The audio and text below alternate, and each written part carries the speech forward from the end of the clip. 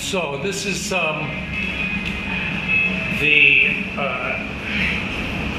4th of September 2015, and I'm here with Tom Frazee, about ready to talk to him about his experiences here in San Miguel.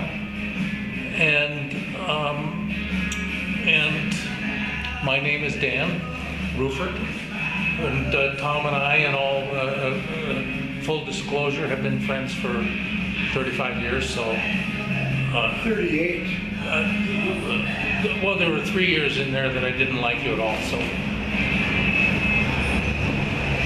We didn't exist.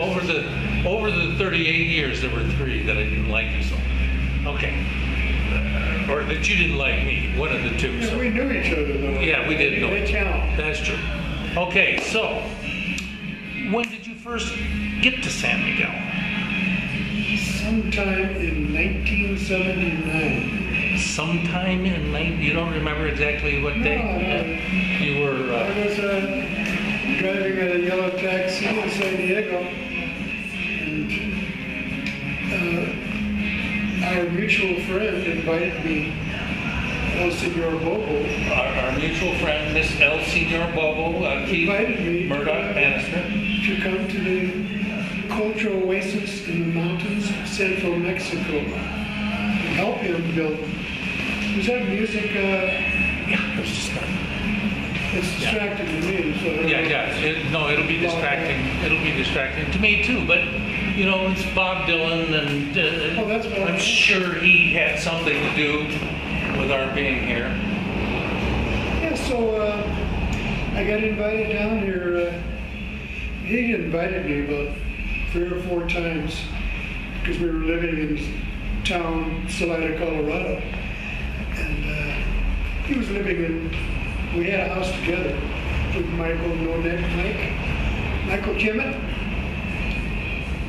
No, a friend, but Tio. Yes. A good friend, Donald Lee Carlson, who's also passed away. I was up in an apartment looking down on the street with my bottle of white wine, Thunderbird, if I recall. And there was a school bus, and this big, huge, bearded, shirtless animal coming in and out of his bus and cleaning it up. And so I went down, introduced myself, and he gave me a tour of his bus, which was a mobile shopping center of his exports from Central and South and Mexico, Central America. So I said, how about a cold beer and a hot shower? And we became immediate friends. And so that's how you got to Mexico. Yeah, I got to Mexico on a promise that I would have work. He had a piece of land which you even lived on down at Cienfuegos, and he was going to build a home. And when I got here, he went on a little binge, and I weighed 145, different than now. Now I'm 245. That's almost another person. 235. Yeah, a couple of Middle Eastern, Indian humans. So I got here, and he got drunk, and he ate, he drank, and I was doing nothing. So I hustled, like we do when we need to, and found some people exporting crafts from San Miguel. Got a job, drove them to the States, did that for a month. And got back to San Miguel with my own money, ran to that place and drove the bull ring Barranca, and just started looking around, took a class at the Bellas Artes in stained glass. So immediately, Who was teaching stained glass back in those days? Diane Negretti, Diane Negretti, another Napoleon's lawyer. Yeah. Yeah. gone she now. was, yeah, she died. That's lung cancer, smoking. I thought it was a heart attack. She Well, it died could at have been, but 52. she smoked She 2 smoked a packs lot. easily a day. Yeah, that'll kill you. So that's how I got here. Not long after you got here, you met your future wife and the love of your life. No, Dan, I didn't meet you until later. No, I met you, actually I met you in the first week. You'd just gotten back from the beach or something. When I came back, a month later, I had money in my pocket, rented a plane. That's when I met you. You've been to, Bobo went to the beach, bought an avatar, and I guess you may have come back together, so I don't remember.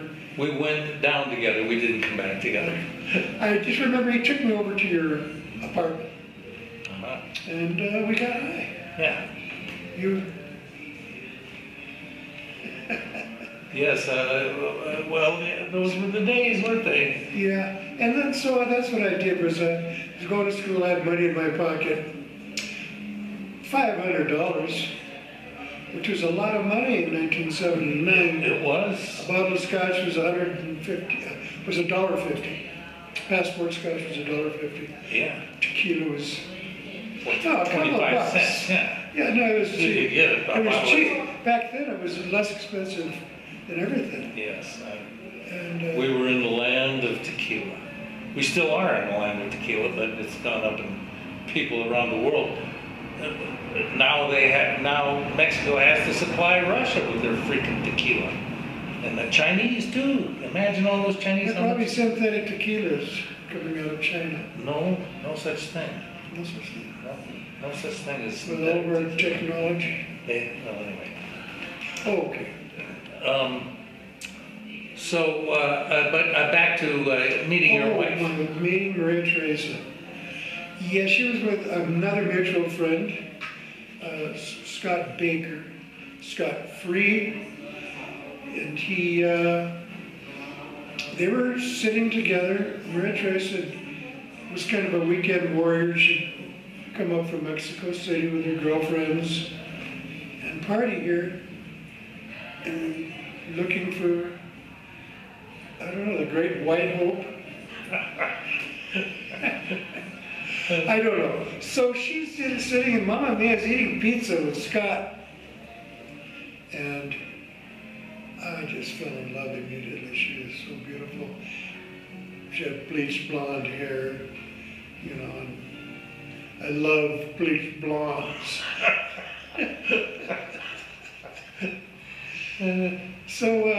Yeah, we danced, we closed Mama Mia's every night. Every time she'd come to town, we'd dance all. That was one of the main places for dancing, Mama's.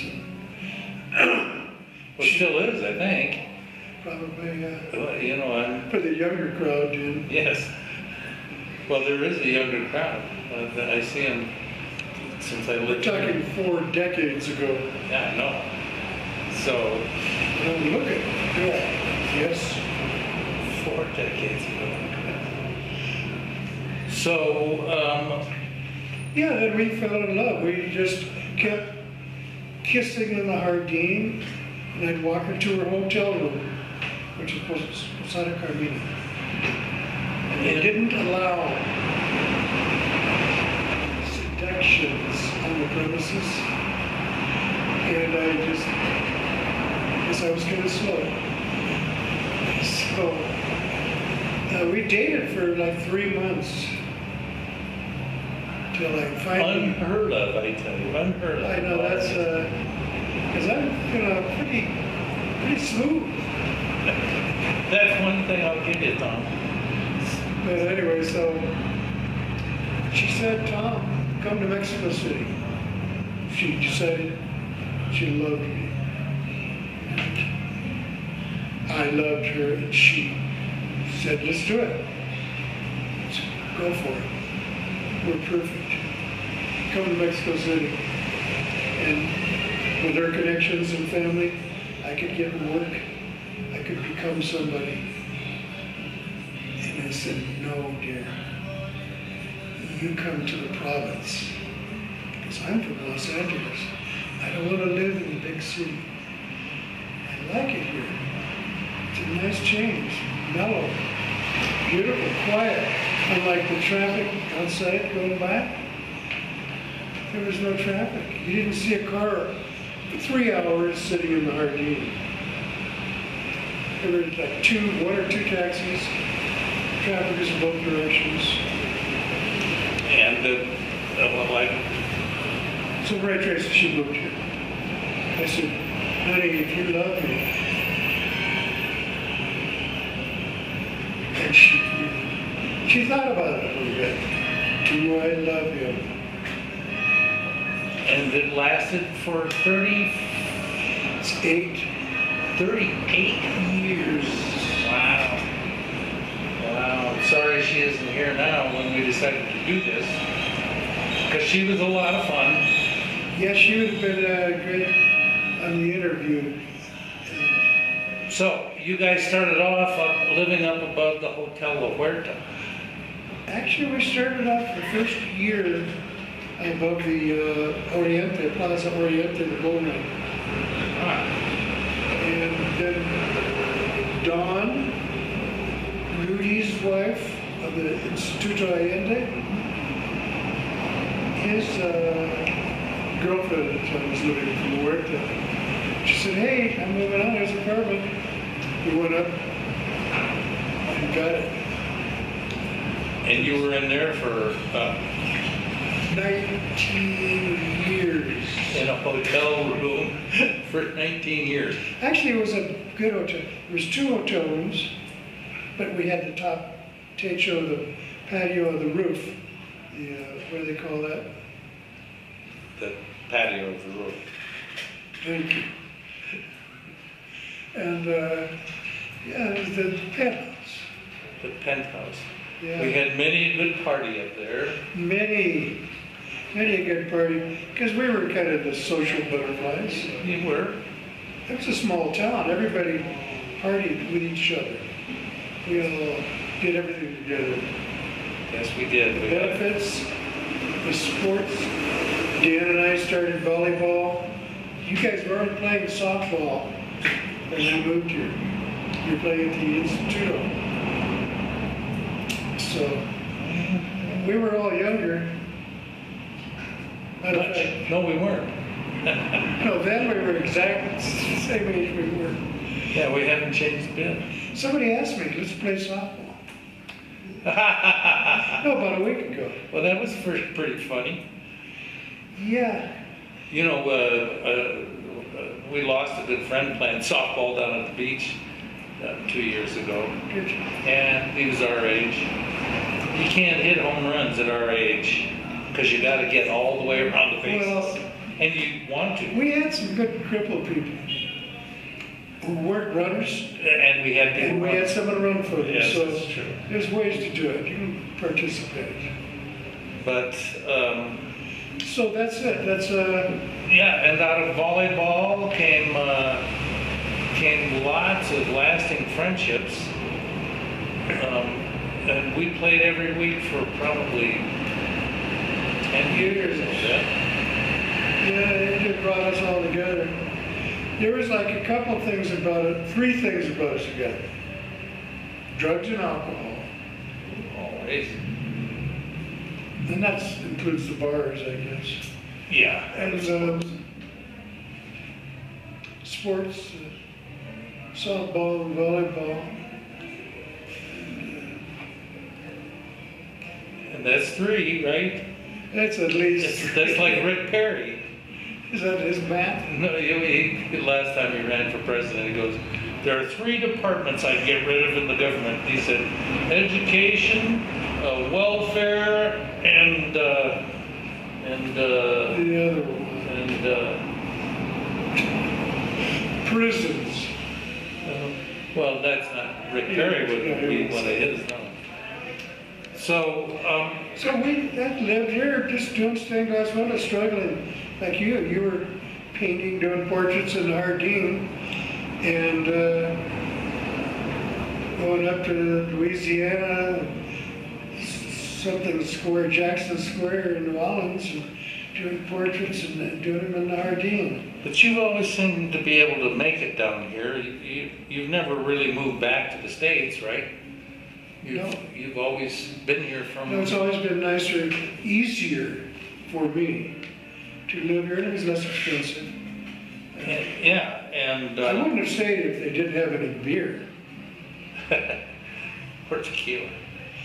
Yeah. Somewhere along the line, we made a friend, a mutual friend, Scott Mahorek, who was your first employer, wasn't he? Or was that... No, let's see, Billy the Glass Box. Glass Box Billy. But weren't they partners, Scott and Glass Box? No. They weren't. Scott Mahorek and Malena already had secured a contract with Pier 1, and they were exporting millions of dollars. That's where they made their first. Oh, so Glass They Box had one Billy. customer. Glass Box Billy, he was on his own, and he was taking stuff. So he came down and took business away from Scott and Malena.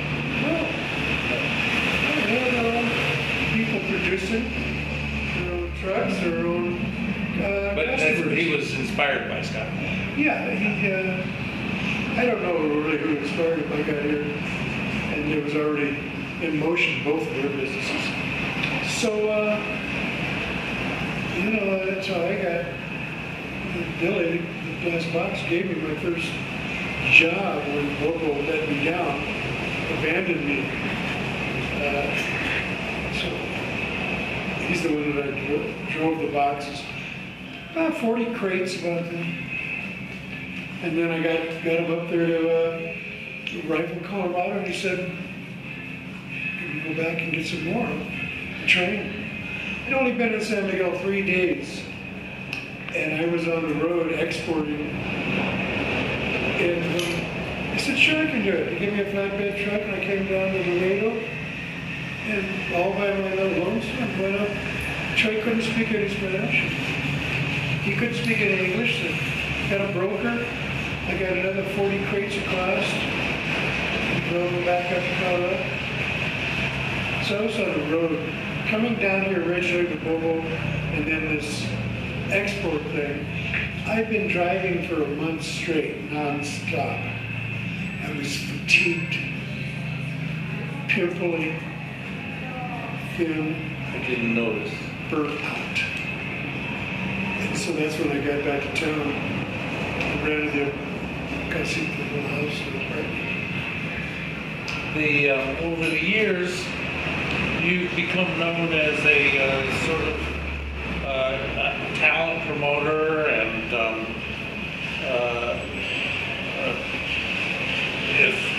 bringing people into town and helping do our shows and stuff like that. I can relate that to the people involved in Patronato Pro Niños, doing the medical work for the poor kids. And those are the first people that were doing benefits when I got to town. There was the Lions Club, there was the American Legion, there was VFW, there was SPA, all these little groups doing something in handicap. And a lot of our friends who we all associated with in the Legion, which was the daytime bar that the foreigners would go to play chess, cribbage, eat, drink, tell lies, and then at nighttime we had the Fraggle, of course, the Fraggle. Twofers, happy hour. Happy hour. So that's where we got our social calendars going. Who's having an opening? Who's dead?